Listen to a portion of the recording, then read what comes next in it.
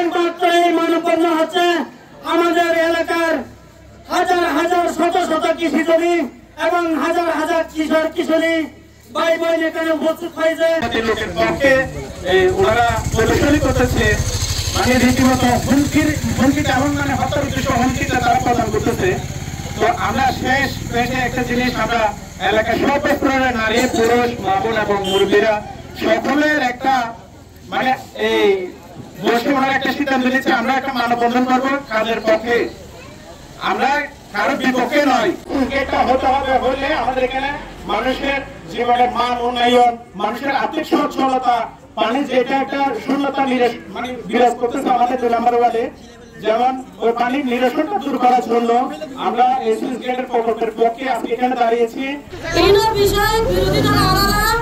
মানে আলাদা কি করে বা নগরের বিষয় আলাদা হামলা করে দিন আর সুজ গাড়ি মা অবশ্যই আলাদা চাই, কিন্তু আলাদা তো অবশ্যই আলাদা বেশি বেশি প্রয়োজন। আলাদা এই কারণে আলাদা মানববন্ধনের এই রুডের মাঝে আলাদা মেয়েগুলো সব বেগুন পারা বেগুন আমি গিয়ে আলাদার কারণে এই পানি উন্নয়ন বোর্ডের মাধ্যমে লিডের মাধ্যমে চট্টগ্রাম বিভাগে 142টি কেস চলমান রয়েছে এবং আমি আপনাদেরকে জানাতে চাই সুলতানপুর অবৈধ হয়েছে। আমাদের এখানে মানুষ এখানে যে কোনো বাজার সৃষ্টি করে নাই, বাজারের মানুষকে এখানে আসি আমাদের প্রকল্প, আমাদের বান্দরবানের প্রকল্পের বিরুদ্ধে তারা মানব